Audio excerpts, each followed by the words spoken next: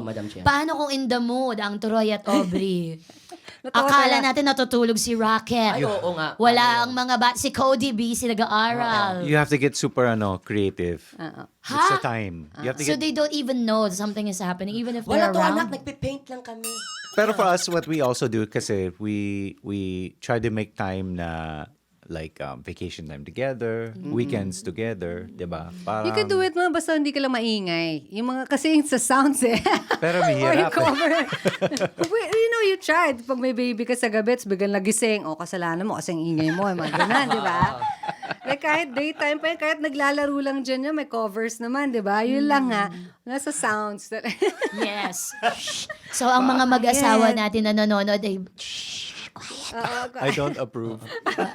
I don't Siya approve. ayaw niya eh. Troy. Bakit? At siya ayaw niya pag may kunwari si Rocket. Basta depende sa age. Pag mga 10 years old, mga na, wag na. Siyempre, Kakahiya na yun eh.